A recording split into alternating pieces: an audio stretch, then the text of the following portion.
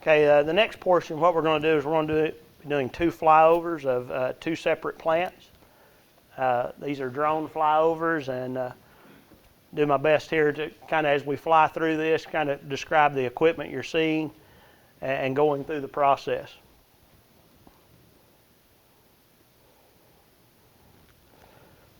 Here's the blast on the rock face wall.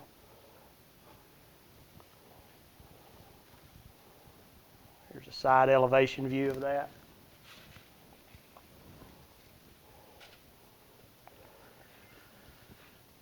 Okay, here's your co-feed bins, a lot like we talked in our demonstration. Here's a loader coming in, he's loading on the fine end of the co-feeds. This is a unified drum that you can see here, or a counterflow. And here's the knockout, or that's a horizontal secondary collector there with a bag house.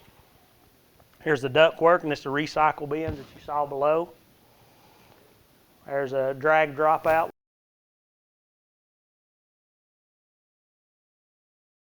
The Traverse.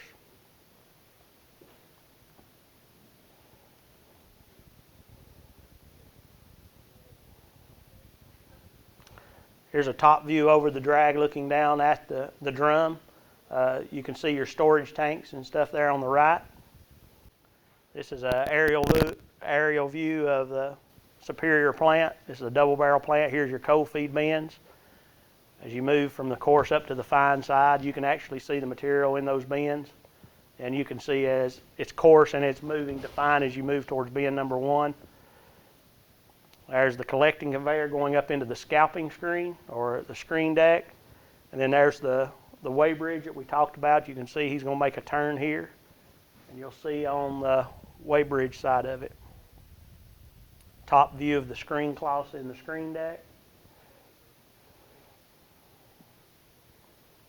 That gives you a good pause view. You can see where it's being introduced in, and you can see on the top. Now as it leaves the scalping screen, you're going to go over the virgin incline belt. There's your wind guard. You see where your virgin aggregate's being weighed. That's a belt swipe where you can pull a sample off of a belt that you're seeing there, and then it continues on up into the double barrel. This plant is not in production at the time. You can see we have no moving components. Here you can see the duct work where it's being pulled off, pulling the gases and stuff off of the double barrel over to the bag house. And as we go across over this duct, you'll be able to see down on top of the double barrel.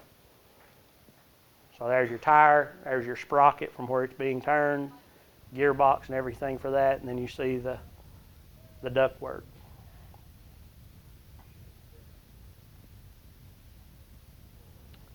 Here's the tank farm, your storage tanks, your retaining wall. Here's your heater, and he does have a fuel tank too for running heavy oil.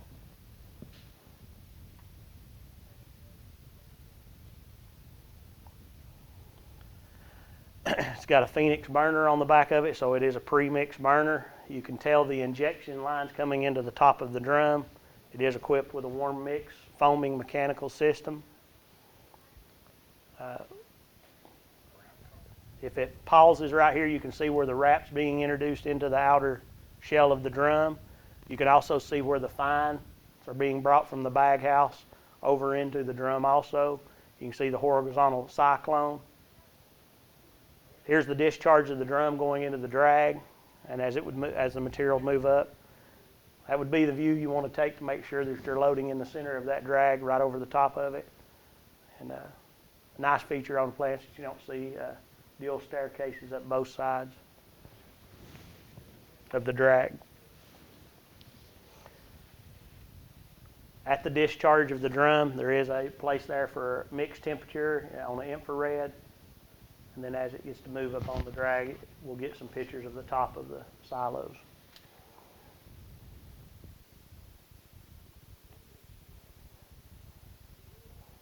Dual truck scales, so you have 2 truck scales. Both of those you can print tickets and stuff from inside the control room on it. That's about how slow I would walk to the tops also. You can tell this is a little different configuration of what you normally see. It has incline traverses on the top. It was all about a height requirement on this plant, but you can see that they do have a little bit of an incline. It does offer some other things that you need to do. What I talked about, you do see different configurations out there. It's all about elevation and height.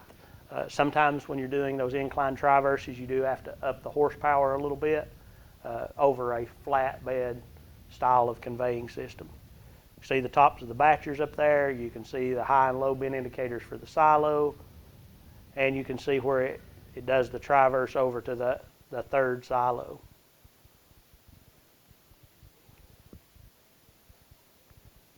You can see on that incline traverse where it has the ability, that long chute that's coming out of that incline over to the third silo. If you wanted to add additional silo, that's the reason for the large drop. You can put another traverse underneath that to go to additional silos. So kind of looks different, but that's the reason that that's there. So it can unbolt pretty easily, and they can bolt another traverse under it and be able to add to it.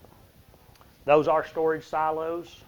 So they have a grease seal at the top, and they have an oil seal at the bottom, which allows you to keep the mix at a constant temperature. And basically the biggest thing is it keeps the oxygen away from it, so no oxidation.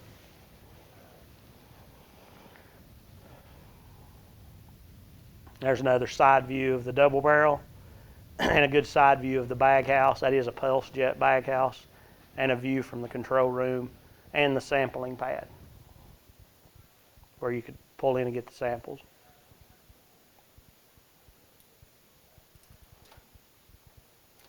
Here's on the wrap bins. He's got 2 wrap bins here. You see equipped with air cannons. And you see that it has a scalping screen or a screen deck also. Again, you'll see the reject coming out the back on this one. And then it's going to have a collecting conveyor. It'll have a weigh bridge.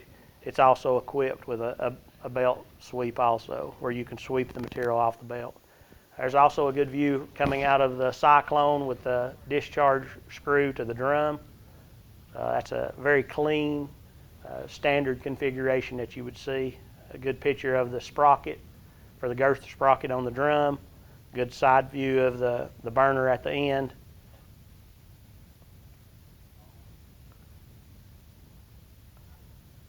It's kind of hard to see, but over the top of the drum there you'll see a little MCC, which has some of the switch gear. Instead of it being located in the back of the control room, it's set in a separate unit altogether, standalone.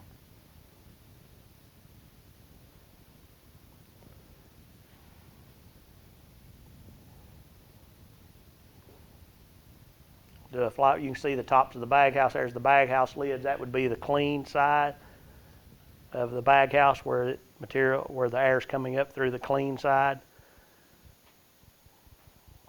Those doors, of course, you can see that in the video. You can remove those for inspection. One of the things you're looking for if you remove those is to see dust build up on the top of that tube sheet. If you do, it's a good indicator you got some bags that's allowing material to migrate through them. There's the MCC, a very good picture of the MCC there where all of your switch gear is located. Good picture of the double barrel and the burner from the back side. And another good view of the discharge screw. You can see there's an inspection door on the back of the cyclone also.